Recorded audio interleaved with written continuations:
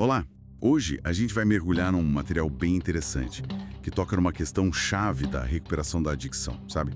Como é que pessoas com histórias assim tão diferentes acabam conseguindo se ajudar? O texto que a gente vai analisar se chama Com tantas diferenças de um adicto para outro. Isso. E ele já começa, constatando uma coisa óbvia, mas fundamental.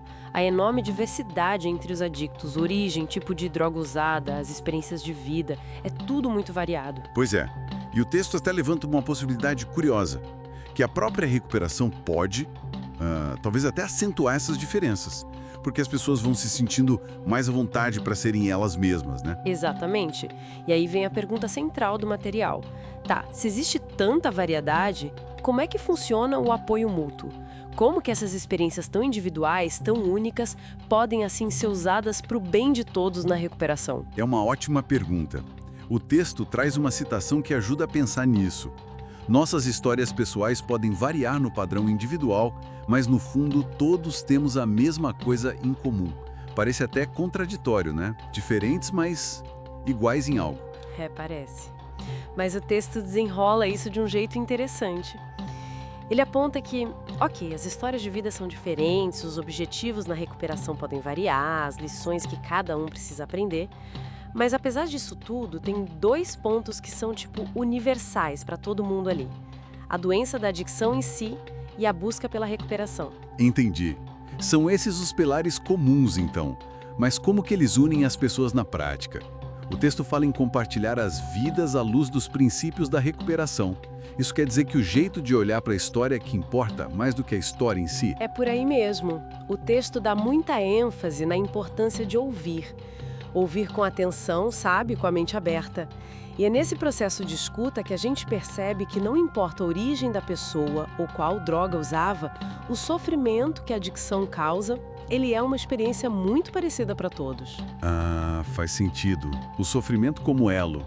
Isso e mais. Quando se ouve com essa mente aberta sobre a aplicação de princípios espirituais que o texto considera universais na recuperação, aí se encontra esperança.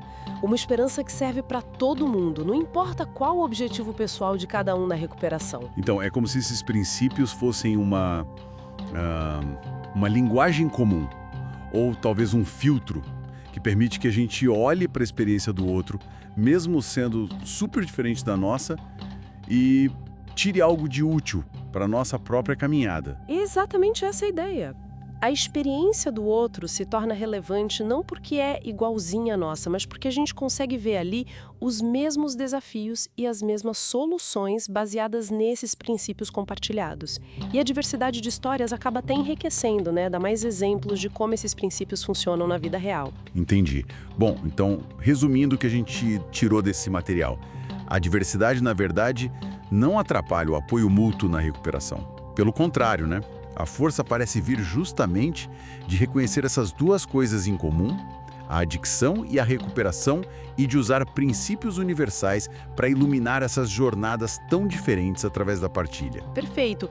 E tem uma reflexão final que o texto inspira, especialmente naquela parte do só por hoje. Valorizar a nossa própria jornada, que é única, claro, mas ao mesmo tempo valorizar muito o companheirismo, o aprendizado que vem dos outros que estão no mesmo barco, digamos assim, guiados pelos mesmos princípios. É uma bela reflexão. E fica a pergunta, para a gente pensar. Será que em outras áreas da vida, onde a gente também enfrenta desafios em comum apesar das nossas diferenças, aplicar conscientemente alguns princípios compartilhados não poderia também fortalecer nossas conexões, ajudar a gente a seguir em frente juntos?